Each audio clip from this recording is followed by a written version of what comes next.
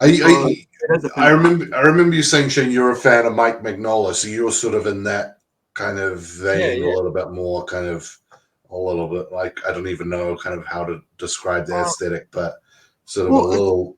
I'd have to say I like a lot of artists that are all different. Like I love Beasley. Mm. I love Mike. I love Dave McKean. Yeah. I quite like Sam Keith sometimes. He can go a bit crazy. yeah, the Max was pretty good. So Like I Sam. think I basically like all the artists that have their own little style. You know, I don't like when you look at the 70s comics and you get that Marvel style. Yeah, When everyone was Right. draw trying the to Marvel the way. same way. Yeah, draw the The same. Marvel way. Yeah, It's I like the ones that stand out slightly. and that's cool Interesting. because that adds flavor and that brings different spice to the cooking, I like think to the plate, right? Because you get to enjoy all the different tastes that are there. And if you just have everybody's copying Jim Lee, you go, it's that not. happened too. That's like in the Yeah. 90s, everyone was copying Jim Lee and Rob. Yeah. Like, and it kind of got to the point where it's like, can you two piss off? And that's the same thing happened with where everything. That's the thing. What happens with anything, like if something's good, they just go all out on it. Like Marvel. Yeah, and it's like let's give me 1,000 of that. And after a while, the fad wears off. It's a bit like sadness of having who's the guy who paints the great oh gosh, amazing work in the 2000s. And he's painted works like the Marvels. He worked on. Oh, Alex Ross. Alex Ross, like the beauty of Alex Ross was that it was him, and then they gave him every single thing to do, and so you saw everything. Scotty Young's the same right now, and they started every single thing because I love his covers, but it was suddenly everything. But I love the fact that he went and did that Fairyland thing. And he wasn't doing that. Fairyland. It was like somebody else was doing it and stuff.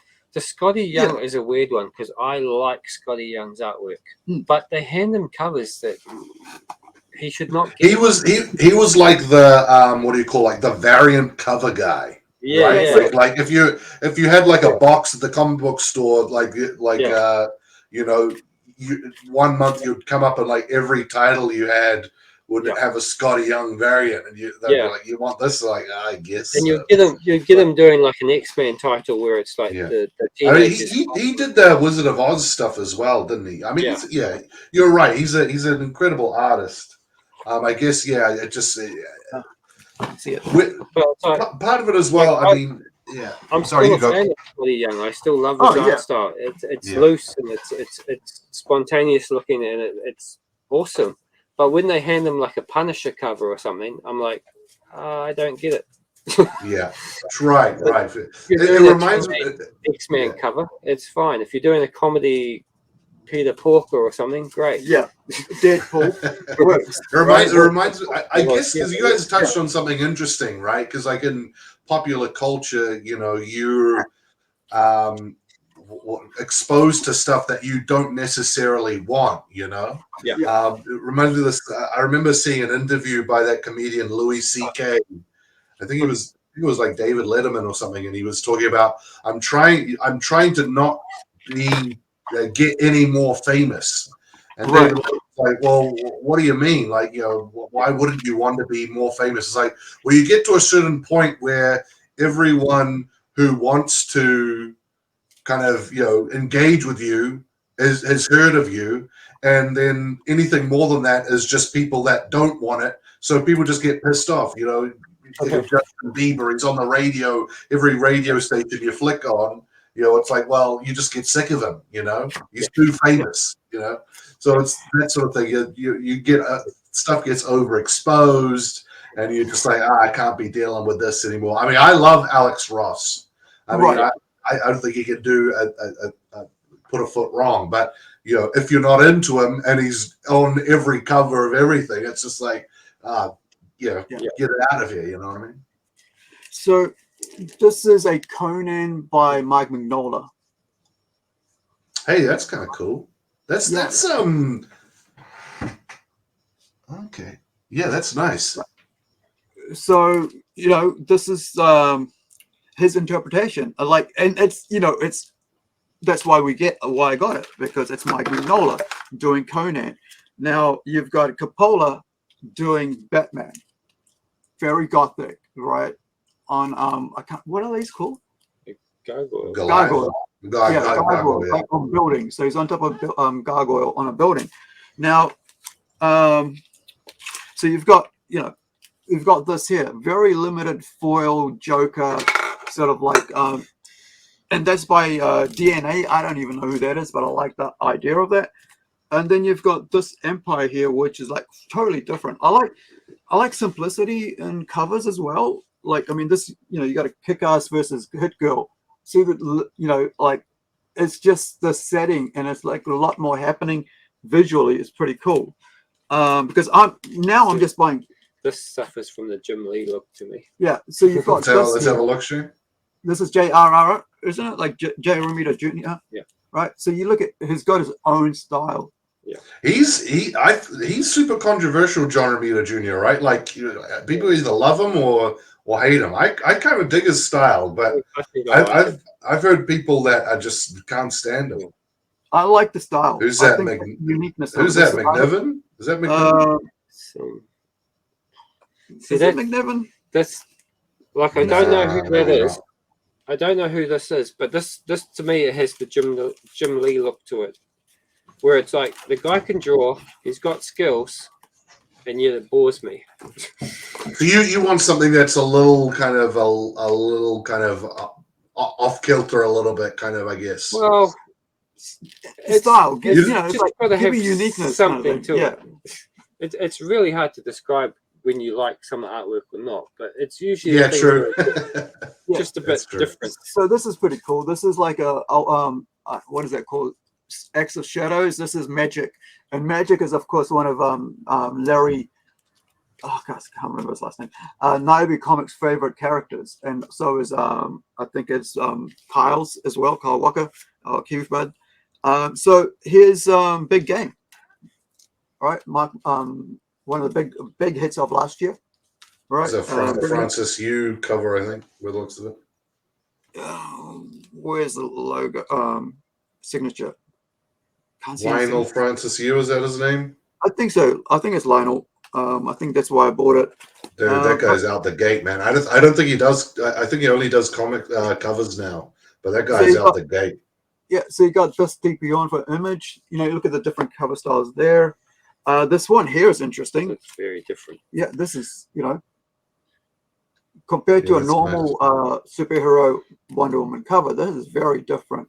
It's like almost he's using like, it's like the same paper you're using, like the textures on there. Yeah, I'd say it's digital, but he's added texture. Yeah, texture to the paper itself. Pastel paint. That's the one. Like that'll be digital for sure. Yeah, it's digital, but he's added texture. So you've got this one here. This is Jason Aaron, and it's Black Panther cover. It's a weird cover. Yeah, it's very weird because it's got the title, which is bigger than the friggin' art on itself.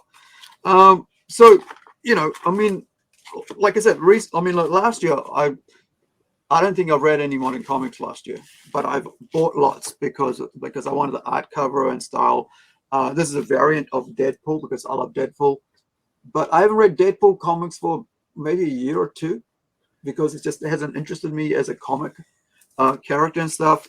I mean, you look at the stuff like this, from the animated series, Batman and Robin. Wasn't it? Sorry. Who's that? What's that guy's name? Tim Keen? Bruce Timm, that's right. What I do? I think I can still see you guys fine. Oh, good. Thank goodness for that. I know what happened. Here we go. Right. Yeah. So I had all these books on a friggin' keyboard. I have to say I quite like Bruce Timm too. Yeah. You can probably see that when you read my comic. Yeah, Bruce Timm. I mean, damn. Sure, so I like Tim Sale as well. I like the animated look. Yeah. So here's something goes way back. Looks like Adams. 437 Detective Comics. All right. Is that Neil Adams? Is it Neil Adams? It kind of has. Do a they dark used to have look scripts? it. I can't see that dude. Hold on, let me get him. Both of us wear glasses, but he hasn't got his on. I So think it's JR something written on it. Jay Romita. Might be, yeah. So It's got I'm JR gonna try something and see if we can see the actual. Where was it? Here we go. It was in that corner. I think it's JR. Where the fuck? Oh gosh, I can't even tell. What is that? Yeah, I think it's I think it's a JR. weird, but that's, I mean, somebody would know, right? But like, you know, I mean, this is going back way when? Is it like 70s or 80s? I have no idea. But I mean, you know, it's this the joy, like, I mean, I love the idea of you know, I love covers. I love covers because, you know, I work, you know, we're out here making sure that, because covers sell comics. That's it. At the end of the day, covers sell comics. That's the first thing you see. And if it's good, you know, people are going to buy it. And I mean, not buy it, they're going to look inside, you know. And so, you know, you've got stuff like this now, right? Funko Pop versions of those covers. And I'm okay with it because I do Kiwi of Incredi-Girl as a, you know, as a trading card or whatever, you know, because, man, my fingers all over the place. You know, so that because, you know, it's your another version of the cover of the character. See, So I wouldn't buy that one. Yeah, this one, right? No, I wouldn't buy that at all. Not for Yeah. the Hulk. It's It was $4, by the way, in New Zealand. So that's $2 US or something. That's like very, very cheap. Right? That's why I bought it. But check that out. Yeah, it's dope. Right? That reminds me of that. Right? That's what I was going to say. Look at that. Isn't that, yeah, that's awesome. I'm like holding it wrong. It's like on an angle. I just can't get the angle right. You know, it's just so, you know, when you look at that, the drawn art, it's almost, you know, it's so cool. I mean, like, beautiful. And then you look at that. You should do it as like a variant cover. So we're yeah, I was gonna say, yeah, why not? Or actually, as a, like, when the, you know, your you know, here's another one, right? That's very cool. This is I'm not sure who did the cover. Oh, this is Stanley Art Jam Lau. Look at that. You know? Yeah, that's beautiful. So for me, this comic is worth alone for the cover, but I've been told this is a good comic to read, and I need to get to it to read it. And I actually, there was a mix-up because I wanted to buy a blank because I was going to get Shane to do his Conan on it, and there was a mix-up and friggin' order and communication and shit, and I didn't come on my pull list because they got swapped off some friggin' hologram, you know, foil, which is going to cost me $40, and in the end, I missed out on the white variant, so I could get, you know, Shane to do that, and but you know, the great thing about being a fan of all these characters out there, like Conan, like X-Men, like Superman, whatever, Batman, it doesn't cost me anything now, or like limited, to come up with my own character based on what I love. And I think as creators, you know, like with Mad Max and stuff like that, Dystopia, you know, you just put pen to paper and you go for it. And if you're trying to create perfection, getting back to the thing, you'll never find perfection. Like I said, the only perfect person who ever lived, they nailed him to a cross, right? You know, they said, oh, you know, thing, you know, you just said what that means is none of us are perfect. So whatever we create, we just. I guess I'm haunted by this. Are you guys familiar with it's a Japanese cartoon called Evangelion? Yeah. Have you heard of Evangelion before, Shane? No. Yeah. So it's, I mean, it doesn't matter. The guy that created it is his name's Hideaki Anno, and he basically there's a documentary on Amazon on him creating sort of the most recent iteration, and he's pulling his hair out, like, you know, and look, it's probably not healthy. He's pretty mentally ill guy, but he's got this mantra where he's just going, all I'm doing right now is trying to push the work as far as it will go. Yeah. And it just he keeps like repeating that line. I'm just trying to push it. I'm trying to push it. I'm trying to push it. So when I asked that question, I guess I was trying to sort of find, you know, how do you know? Yeah, there he is. There, he's got really big ears. He's a real interesting character. But he I had big ears, but that's cake, man. He's but he's legend. You know, if you guys want to sort of read up on him more, there's lots of documentaries on YouTube about him. Real interesting guy. You know, even that making of that cartoon is incredible. But yeah, I guess what I was hoping for you guys is to some sort of secret, like you know, oh, stop when you reach this point. You know what I mean? But maybe it doesn't exist. Maybe I'm just sort of you know, getting lost in the sauce a little bit, I guess.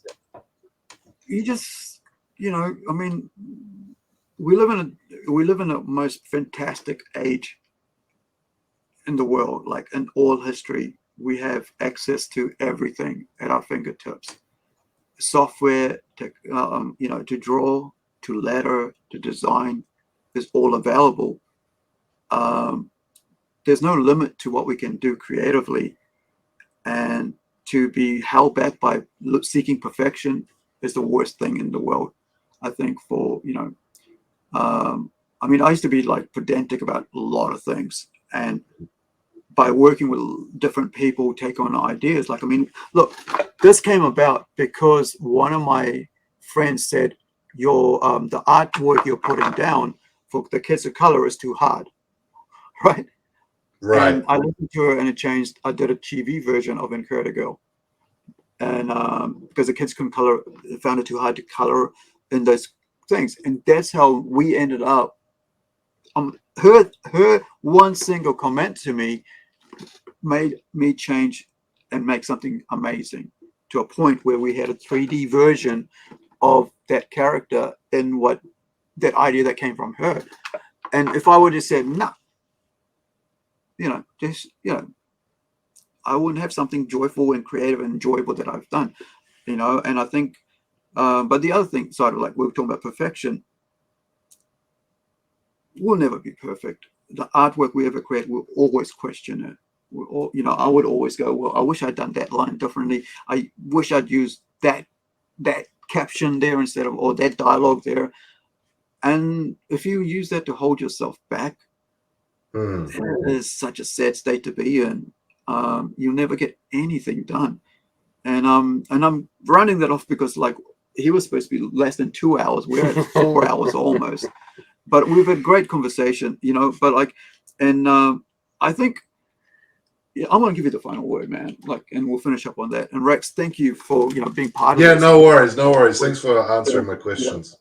Yeah. It's just awesome. It's good to have someone do that and ask, and you know, because otherwise, how do we learn? How do I even look at myself and decide what am I doing? Is it, am I on the right track or not? No, I think that's cool that you've sort of opened things up. I think it's super interesting. I have fun every time I come on. So yeah, no, it's awesome.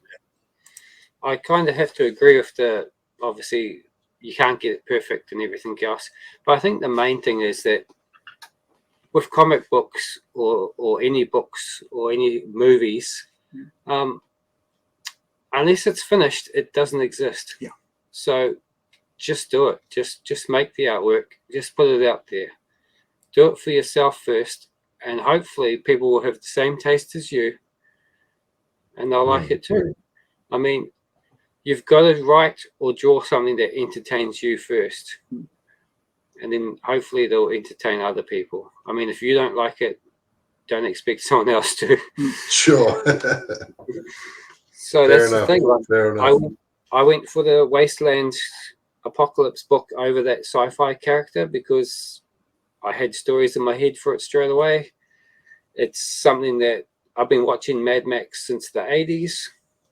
It's quite a long time since the 80s. I still like those types of movies. I know I'm going to like it. I know I'm going to be able to draw it because I won't hate what I'm drawing. And I know I'm going to enjoy telling that story. So hopefully other people will too. Awesome, man. Awesome. So here's my Christmas present out of the blue that I got today from Shane. It's a bit late. But because yeah, we haven't seen each other for weeks or months. So this is the Templar. Let's see. It's a graphic novel, right? And it is by First Second, which isn't First Second like high end like graphic. It's like top shelf, right? Not really, because they're at the warehouse now. Right. So I think the warehouse is weird, right? Like they've got like a nice little comic section now. A lot of them. Sometimes, yeah. Yeah. So this is by Meshna, Pham, and Pavlin. I just like yeah. So this is going to be awesome. I wanted to read this because, like I said, I don't read that much anymore, but because I'm writing all the time. And one of the other things about writing all the time is that I don't want that influencing me now. Like, you know, so I'm watching anime instead because that way I know it's opposite to what I'm doing. But yeah, man. I did it differently. I watched so many bad 80s movies while doing my comic. Yeah. But I didn't watch them. I had them on in the background while I was drawing. Right. And the thing is, I'd be like, if I saw something that was really cool that I could incorporate later on, I was like, I'll just make a note of that. It's interesting. That's kind of cool. Like I made notes of things. A lot of them I'd never used at all, but a couple of the notes I was like, that's a cool take. I might change this character slightly. And the thing was, a lot of the ideas that I kind of, nicked were from terrible movies. Yeah. But the idea was great. Just the execution was bad. Sure. So it's like, I like the idea. It's very entertaining. Why is it in this piece of crap? I don't know, but gotcha. That's a cool idea, and I'll be able to use it in my own version of it.